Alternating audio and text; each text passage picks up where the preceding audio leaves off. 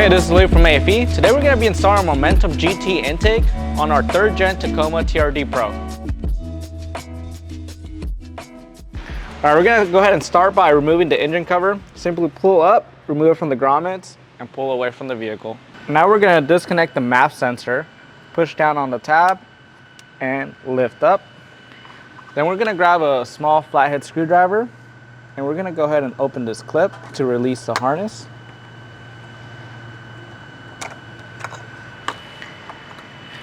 We're going to go ahead and grab our needle nose pliers, squeeze the bottom of the clip so it releases from the airbox.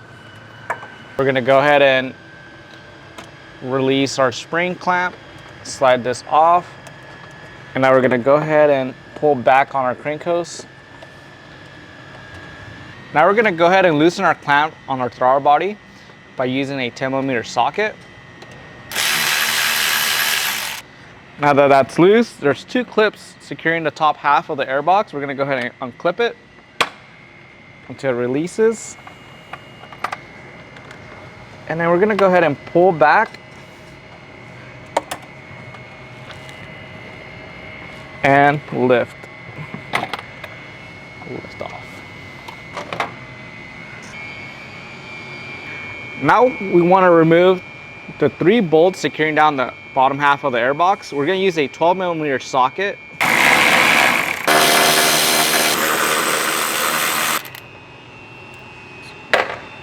We're going to go ahead and lift the airbox out.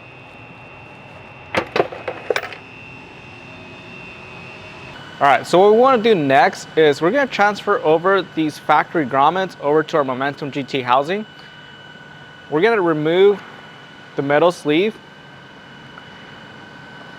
remove the grommet, and we're going to go ahead and transfer it over to our Momentum GT housing. We're going to reattach the metal sleeve, slide it in, and we're going to repeat the same steps for the other 2 grommets, and they will be located here and here. Alright, now we have all 3 grommets installed.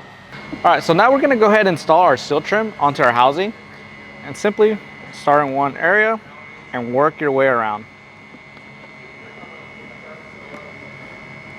So now we're going to go ahead and transfer our MAF sensor over to our Momentum GT intake tube. We're going to use a Phillips screwdriver to loosen up the MAF sensor.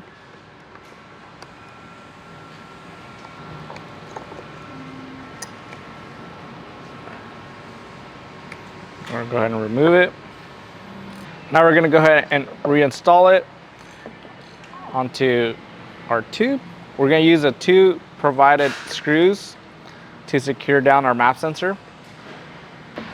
We're going to go ahead and secure it using a T20 torx driver. Alright, we're going to go ahead and install our housing and drop it in. And we're going to use the same screws we took out from earlier. We're going to go ahead and start screwing those in. There's one outside of the housing, and then there's 2 more inside the housing we need to reinstall.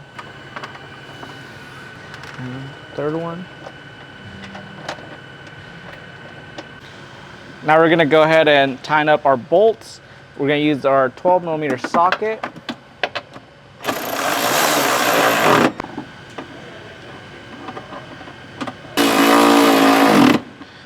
And there's one more on the back of the housing.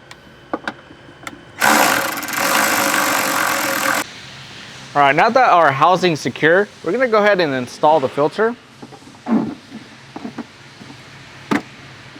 Give it a nice pull, make sure it's in there, and you're good to go. We're going to go ahead and pre-install our clamps onto our coupler. Then we're going to slide the coupler onto our throttle body. And we're going to go ahead and tighten up the clamp on the throttle body using an 8mm nut driver. And we're going to go ahead and leave this loose for now. Alright, we're going to go ahead and install our tube. We're going to go ahead and slide it into our coupler first. And then we're going to feed it into our filter. Alright, we're going to go ahead and tighten up our clamp to secure the tube. And now we're gonna go ahead and tighten up our clamp on our filter side using the 8mm nut driver as well.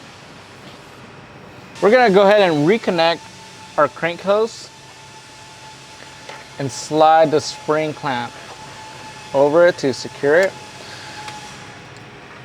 Now we're gonna go ahead and reconnect our MAF sensor. Push it all the way until it clips on there. You're good to go. Now that our intake's installed, we're gonna go ahead and install our AFE power scoop. All right, we're gonna go ahead and remove the 7 clips. There's gonna be 3 on top, 4 on the bottom. We recommend you using a pry tool and go ahead and remove them. All right, now that our clips are removed, we're gonna go ahead and take off the trim. There's a plastic clip here that we want to push through, so we're gonna use needle nose, squeeze it, and push it through so it's flush. So now we're gonna go ahead and install this coupler. There is 2 sides to this, so make sure that the rib side of the coupler goes onto the housing. So we're gonna go ahead and install it.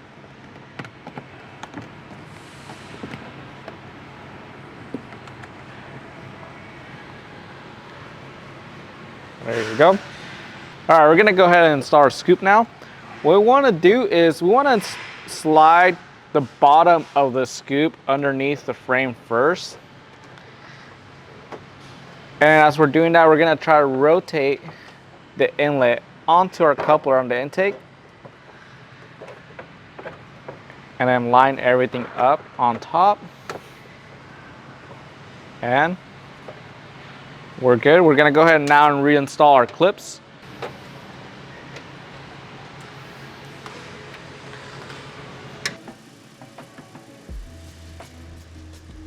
All right guys, now that the intake and scoop are installed, we're gonna go ahead and get some sound clips for you guys.